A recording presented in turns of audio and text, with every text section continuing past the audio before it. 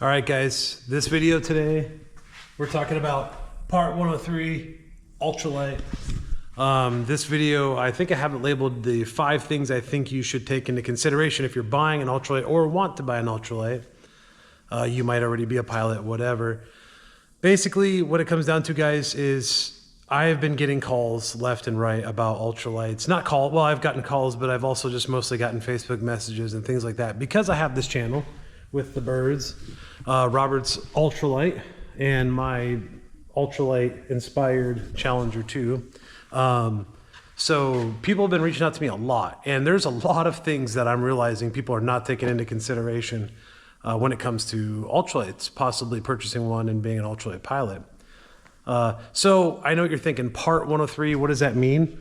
Well, part 103 is a little chapter in our Federal Aviation and Regulation and Aeronautical Information Manual. Basically, in a nutshell, this is our Bible. I hate to use that word, I know some people don't like that, but this is the book that we rely on as pilots.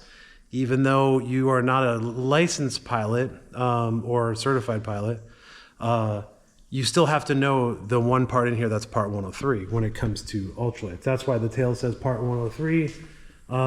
This is a Challenger 1, and this is part 103. It is a very light aircraft. As a matter of fact, when I switched the tires out, I was able just to lift it up with one hand and put the new tires, take the wheel off, set it down on the block.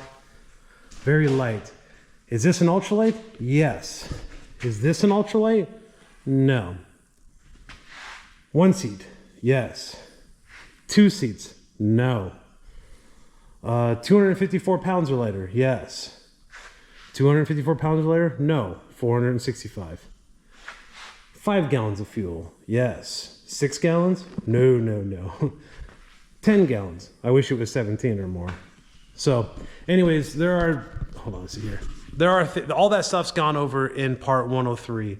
But this video is not all about part 103. We'll talk about a few things in it really quick, but this video is more about the things that you should take into consideration.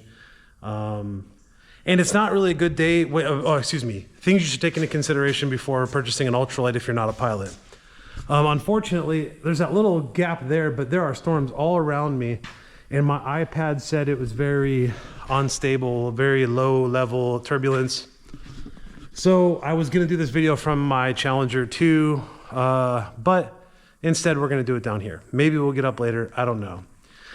And when I pulled in, the song Danger Zone was on, so you guys have no idea how difficult it is for me not to go flying regardless. Gotta make good decisions though. Danger Zone comes on all the time and I don't just hop out of the car and start flying. You can't do this to me!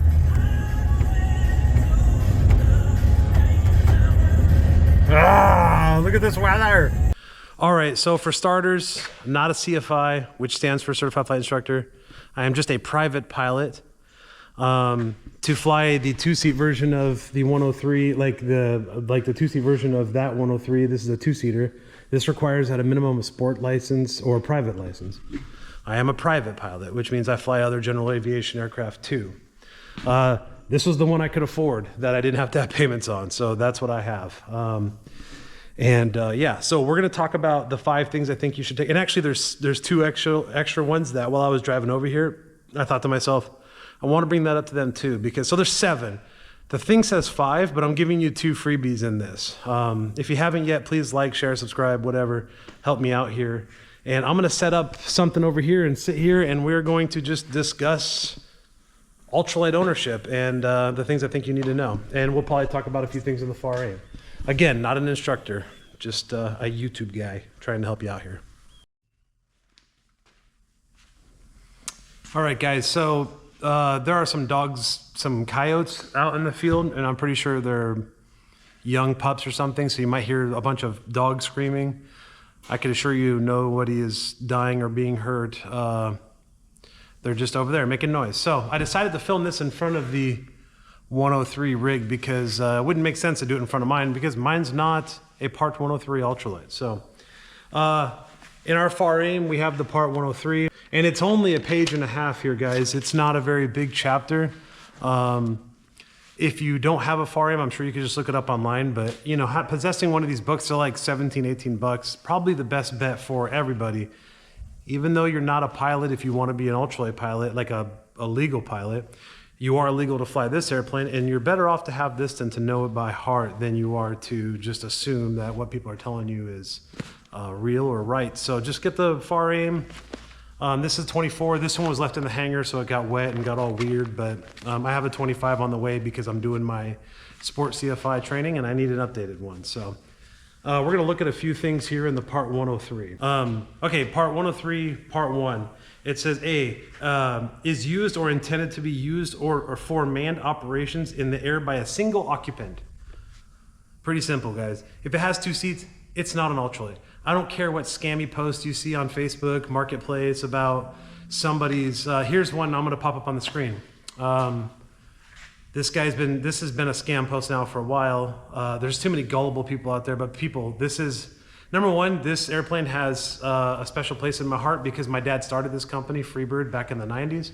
But somebody has this airplane, now they're trying to sell it. It's actually, this ad you see, that's not even the plane for sale. That's just some scammer who took the plane. And on there it says, if you read right here, it says, this does not require any special license. Dead wrong. It's a 2-seat, very heavy airplane. That airplane probably weighs 500 pounds. And yeah, so to get back to the part 103, some of the main things are, is used for a single occupant, is intended to be used for recreational sport, obviously. And so if it's powered, it can only weigh 254 pounds empty weight. That is excluding floats and a parachute or a safety device. So if you buy an ultralight and you want to like weigh it to see if it's actually an ultralight, which not many people do, but that's just what happens, you don't have to include the parachute and or the floats. So that would make it part 103. You cannot have more than 5 gallons in an ultralight. So if you go to an ultralight, it's got 10 gallons in it, well, it's not legal, so you can't do that. It cannot be capable of more than 55 knots calibrated airspeed at full power in level flight. And also the power off stall does not exceed 24 knots calibrated airspeed. So these are some things you need to take into consideration. Obviously there's a lot of ultralights out there that probably aren't gonna 100% fit the bill, but the main giveaways, guys, is if it's got 2 seats, it's not an ultralight. If it's got a big whopping 503 and all this stuff on it, it's definitely not gonna fit in the weight range. Is anybody gonna come around and weigh it? I don't know, but just, you know, some of these companies do really purpose-built. The guy, George Hurt, who built this Challenger, he went out of his way to make it very, I mean, there is so much stuff removed from this airplane. It's very light, and this plane doesn't weigh anything. It's very light airplane. So when you talk about the weight rating, you know, at 255 or 254 pounds, again, that's by itself. So I believe a lot of them do, but a lot of them don't. But that's besides the point. I want to talk about the things that we're going to put this away. I had put some screenshots up there. Also included in here is airspace restrictions. You basically have a lot of strict areas that you can't fly in if you're flying ultralights. Well, you have to have this stuff to know. You have to have a sectional or an iPad with ForeFlight or something to know and to receive some type of training, you know, so that you understand what's going on. Because you don't just get an ultralight. That's one of the misconceptions, that you just buy this. You just buy this on a Sunday, and on Monday you're out flying and having a big smile on your face. I'm sure that's happened in some cases, but that is not the case. You need to take a lot of things into consideration. And I'm going to put this away, and we're going to talk about those things right now. And yes, I did do a cheat sheet, so sorry. All right, guys, not the top one, but up on my list of the things that I think you should know if you're going to buy an ultralight is, where do you live? Pretty simple. If you live near Dallas or Fort Worth or, you know, any of these Class Bravo airs, if there's an airport with an airliner near you, then you're probably going to have to drive a long ways to be able to put your airplane somewhere. You can't live in a major city and fly an ultralight because obviously that's what we call Class Bravo airspace. You can't fly in any of it. And I know people are going to be like, well, there's shelves and stuff. No, you can't fly in the Mode C Veil. You cannot fly within an airplane without ADS-B, without a pilot certificate in any of those airspaces. You can't go in Bravo, which is going to be your airliners and stuff. You can't go in Charlie. You can't go in Delta. And I don't believe you can go in the TRSA either, the TRSA, which is, it's like an airport with radar services. Actually, funny story, Robert, the owner of this airplane, he lives inside the TRSA that's just east of where we are here, which is one of the reasons he chose to put it here. Also because like I'm here and we'll be flying together and stuff, I think, and he loves me, obviously. So that's probably why you brought it over here. I'm just kidding around, but yeah, so he lives in an area where there's a lot of training going on. In the TRSA areas, there's a lot of training going on. And so it's basically, it kind of reminds me of like a Class Charlie airspace, although it's not. But it kind of reminds me of that. And there's only a couple of them in America, so the chances that you live near one is pretty slim. I think East Texas and maybe a few other places are the only places. But so the top thing that not top thing, but the first thing I want you guys to take into consideration is where you live. So reach out, go to your local airport, ask them, hey, you know, is this a place I can fly ultralights? Find out, or just reach out to a pilot, reach out to me or anybody, and they'll tell you whether you live somewhere you can have an ultralight or not. All right, the next thing on the list is kind of goes along with the first thing, climate. If you live somewhere, now I know there's still a lot of ultralights in West Texas, but if you live somewhere where you look out your window, sorry guys, you look out your window and you see windmills, you probably live somewhere where you're not gonna have a good time flying all the time. It's probably really windy where you live. If that's the case, you know, you might want to work more on getting your sport license and maybe getting an airplane that can handle higher winds a little bit better. You know, even a Challenger 2 or any of these light sport aircraft or advanced ultralights or whatever it is you want to call them. I don't care, fat ultralights, whatever. If it was me and budget wasn't a thing, I probably would get, I really like the Zenith. I think the Zenith is a great plane. Kit Fox. I have to keep touching the back of the screen so I can make sure it's on. Airplanes like the Zenith, the Kit Fox, the Avid. I know one of the YouTubers I watch, Aviate, he has, I think it's called Aviate. Anyways, he has an Avid and I love watching his videos. Yeah, so if you live somewhere where the climate is always bad, like the weather's not that good, or you have like haboobs, like I'm from Arizona and we'll have microbursts, haboobs and all this stuff. You can go fly, but realistically, you are limited to the morning and the evening. You know, there's kind of a fine line there. If you live in one of those areas, then you got to take that into consideration. You want to be safe. You want to stay alive. You know, that's another reason ultralights aren't 2 seats anymore too, because okay, it's a single seat aircraft. You take yourself, you hurt yourself, that's on you. They don't want you to hurt anybody else, but you still want to be safe. You still want to get instruction. You still, you know, you want to take that into consideration. So that was the fourth. 5, then 4. Let's see what number 3 is. Number 3, one of my favorites. This comes up in phone calls all the time. The number one reason people want to become ultralight pilots typically is because they can't get a medical.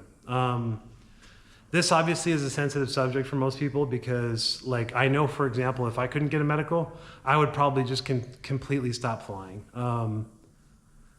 It depends on what your medical, in my opinion, my personal opinion, it depends on why you can't get a medical.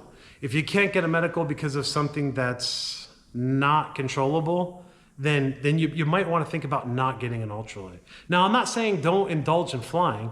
You go to your local airport and there's a club and you want to buy in and they have a plane like mine or whatever, you can get flight time until you know, every day, anytime you want, but you're going to be flying with somebody else. And it's, you know, it won't require much training. Hopefully that person's a CFI and you can go fly with them and enjoy flying. But if you have something that's like seizures or, you know, you fall asleep, I can't think what that's called right now, epilepsy. And if you have something like that, then please, please, please take into consideration possibly not getting an airplane.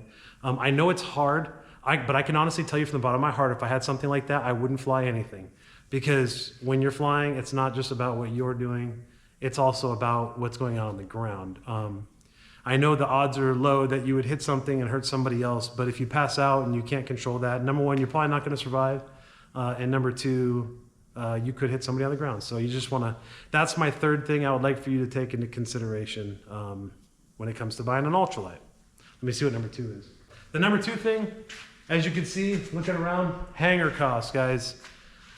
When you buy an ultralight, you are an airplane owner. And if you want to actually fly it and not be that person who just buys it and it sits at the airport, you got to put it, or in your garage, you got to put it at an airport. And hangars have only gone up in price.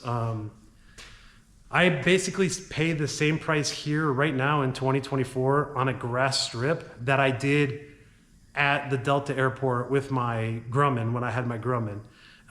It's gone up. And of course over there it's gone way up too. So everywhere it's really expensive. The cheapest I've heard of has been $175 recently.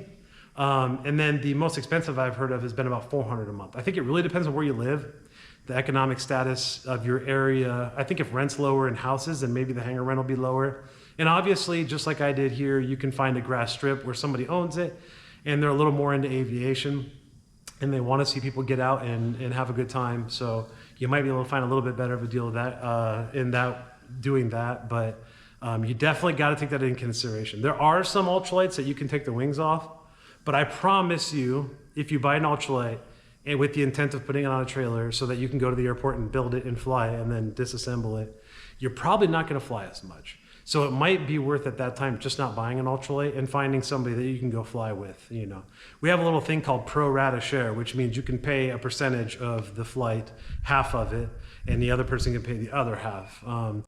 For example, if you have a buddy who is a pilot and he's not a commercial pilot, he's just a pilot, you can, and the airplane costs, $180 an hour. Well, you guys can go 50-50 and go flying. So that's legally what that person can do. Now, if that person's got a commercial rating, you're paying for all of it probably.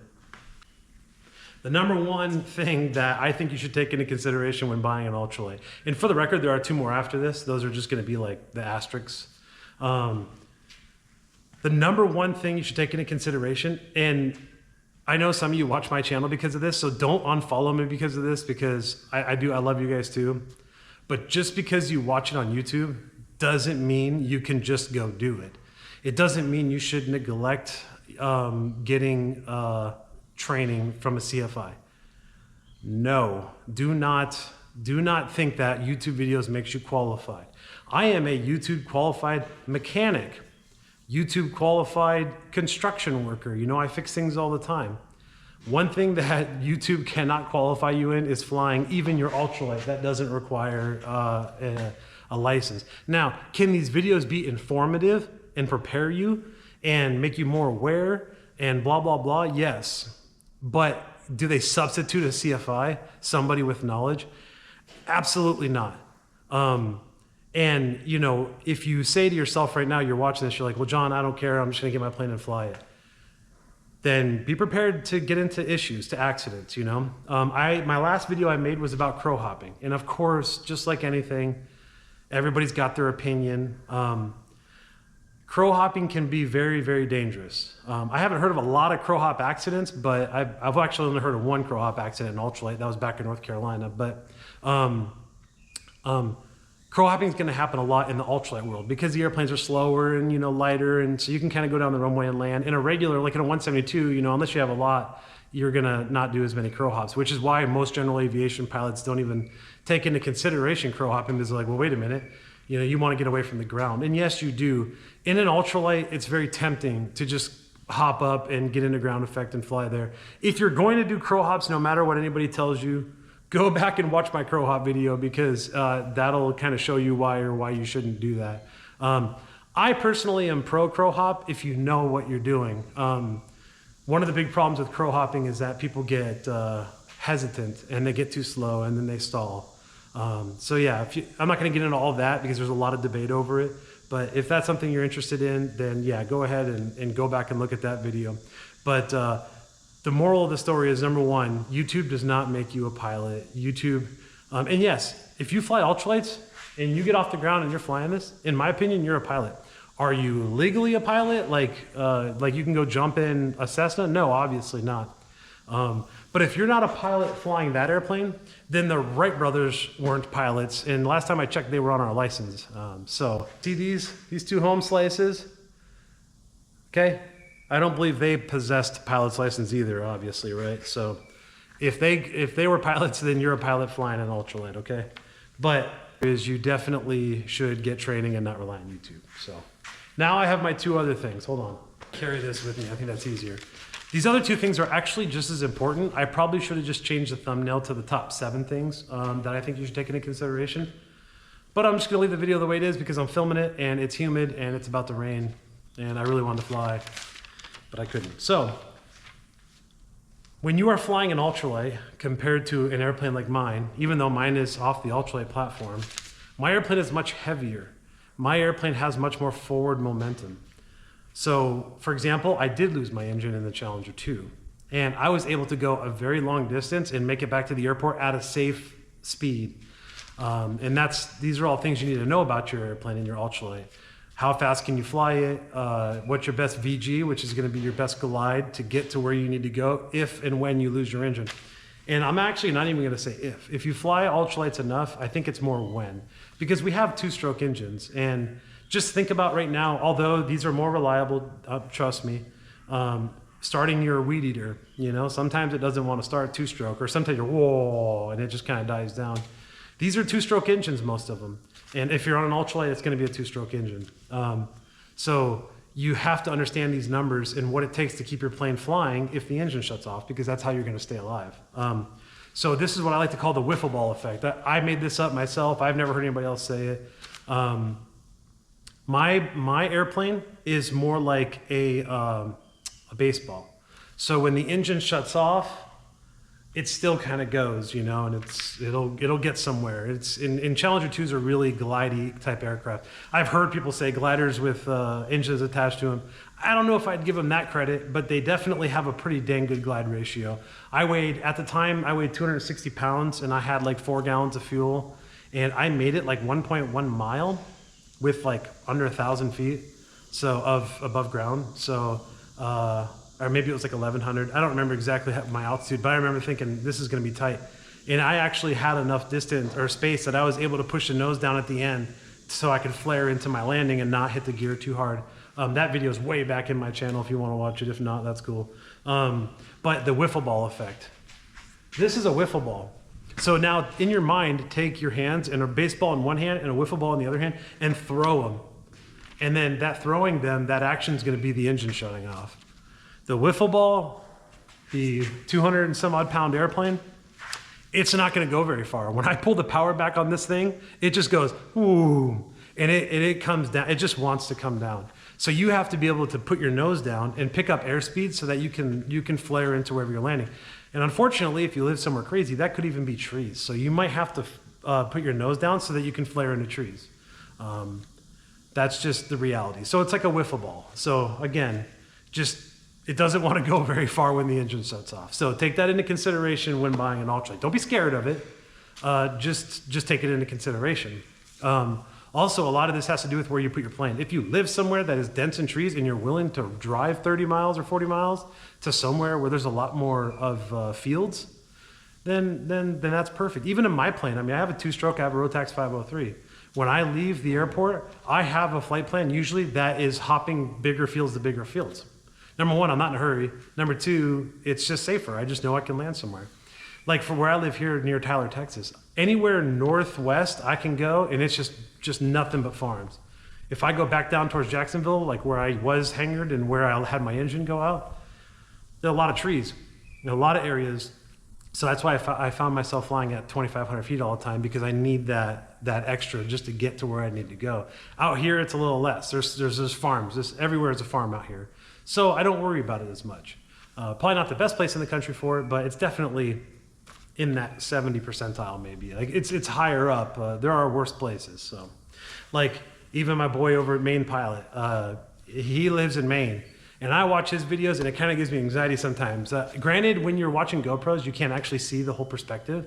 But I'm telling you right now, up in places like Maine and stuff like that, that's really nerve-wracking because there's not a lot of places to go. If you live somewhere like that, I would probably suggest having a BRS, which is like the ballistic chute.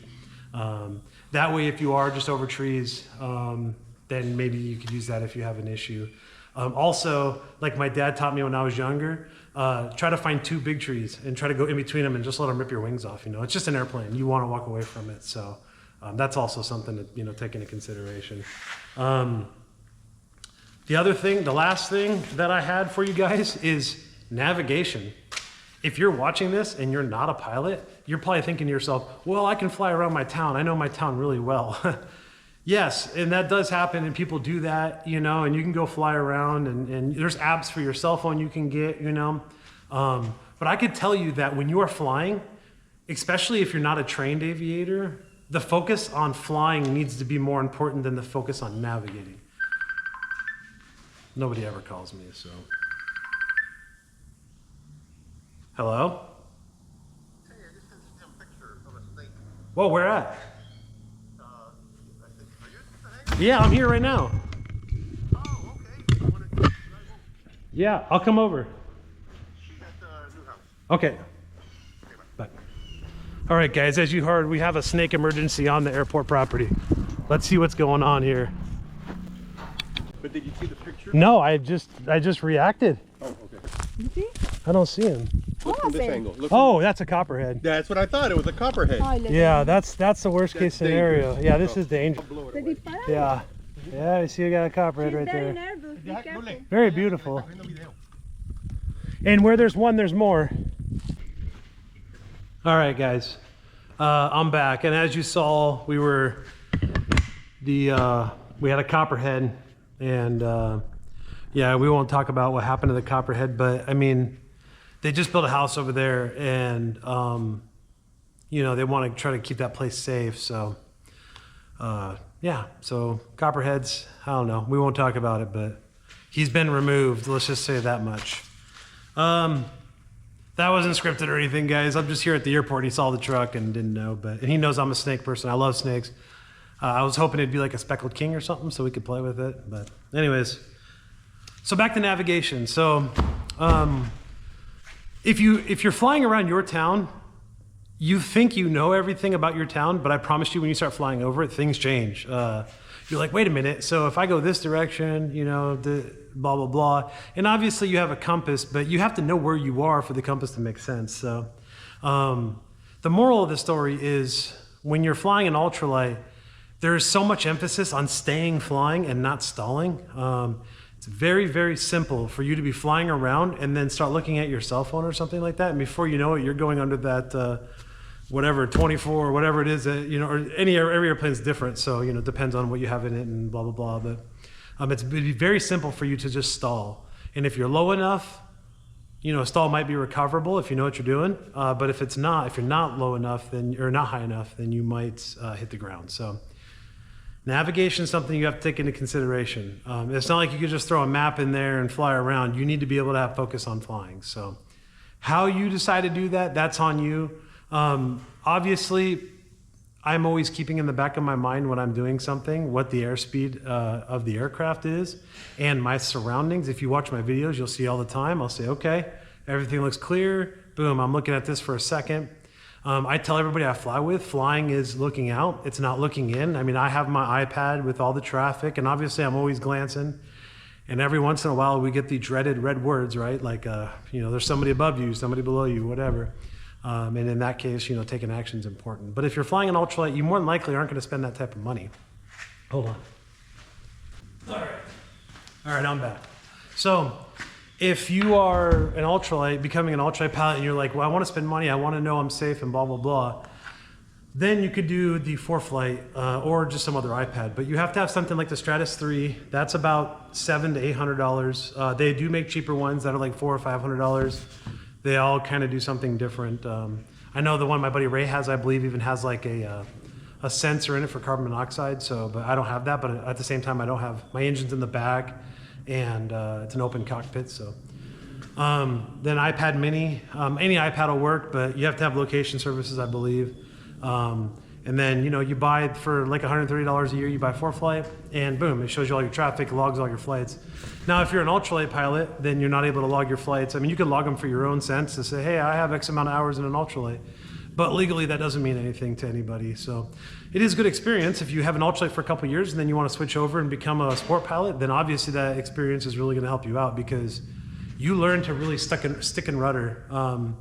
You ever hear somebody say stick and rudder? Challengers really are, in my opinion, some of the top airplanes when it comes to stick and rudder to learn. I'm not just saying this because I have a a Challenger, and I've flown these Challengers. But if you can master flying a Challenger, then everything else seems very simple. It's not that it's hard, it's that it's just different. And I can't really explain it to you guys. And I know in my videos in the past, I've been critical on some of the flight characteristics, but realistically, they will just make you better, make you more aware. Sometimes a Challenger will just humble you. I've been humbled by both my airplane and this one. I won't get into the details on this one yet. That's for a later date. But as you can see, it's in one piece. So again, that's for a later date. I'll probably make a video about that. But yeah, so the last thing I was talking about was navigation. You got to take that into consideration. If you guys have any questions, feel free to put them in the comments. I'm sure there's going to be the one guy who always says something negative, and that's fine too. I appreciate just you watching, I guess. Really quick before I get done, a few things I wanted to say to Challenger, or to a few things I wanted to say to ultralight people, future ultralight people. Don't be scared to join a club. Find a partner. Maybe it's somebody who's already a pilot who wants an ultralight, and you want an ultralight and you're not a pilot, and you get with them and you're like, hey, how about we buy one together? And that way, I can kind of learn from you by listening, and we have this thing together. You split the cost, blah, blah, blah. I'm a pilot and I love the ultralight stuff. I think it's more fun than flying. Just going and jumping in an airplane is boring. So for me, this is just get your heart pumping. This gets your heart rate up, and it's just way more fun. A few other things really quick, other YouTube channels. Obviously, if you haven't yet, please subscribe to me. A couple of my favorites I wrote down when it comes to ultralight stuff. Some of them are still pilots and stuff, but ultralights is what they focus on. Courtney Takes Flight. She's deaf, but she's very knowledgeable. She does know what she's talking about. She's good, and she flies a Quicksilver. Quicksilver is another wiffle ball, an airplane that you have to make good decisions quickly on. So I'll try to figure out, I'm not very talented with this stuff. I'll try to figure out how to link them in the description. Matt, just literally M-A-T-T. He's got lots of subscribers, and even though recently he's been more the LSA aircraft, he does have like a Beaver he flies and stuff. So if you want to watch some of his stuff, one of the first videos I saw of his, he went up to 10,000 feet and shut his engine off, and I might do that myself. We'll see. The main pilot, I already talked about him. He has a Flight Stars, the engine in the front, and I believe his is an ultralight, but sometimes they mount the engines up there. That's a completely different flight characteristic than a pusher, so something to take into consideration. So go check out Main Pilot, the Main Pilot, or it's just Main Pilot. I don't know, it'll be linked down below. And then my two really close friends, Jason and Mike. Jason is the Cotton Patch. He flies the same plane I do. He's going through his training and stuff right now, and he's a really good Challenger pilot, good videos. He kind of just does more flying, but for people like us, we want to watch flying. It's just fun, right? And my buddy Mike, his channel is actually just called Mike. So I'll have to see if I can figure out how to link it down here. He also just has a Challenger, and he's just been creative, just doing little flights here and there, having to do voiceovers because he's got to figure out his audio. So anyways, if you haven't yet, again, please subscribe, share, comment, do whatever. I appreciate you guys watching. Also, if anybody, I have a couple of not collaborations, but affiliations I'm going to be doing. One of them that reached out to me, oddly enough, and then another one I reached out to. But if anybody ever wants to sponsor a video or anything like that, I do have things I want to get for the channel to make it better. For example, DJI, I want to get like the Mic 3 and stuff like that. There's some things I want to do that I want to invest into the channel. So if you're somebody who wants to sponsor a couple videos or something like that, please reach out to me. I think that'd be awesome. I don't know what I could do for you. I only get anywhere from 700 to 2,000 views right now, but I'm hoping that I can get more.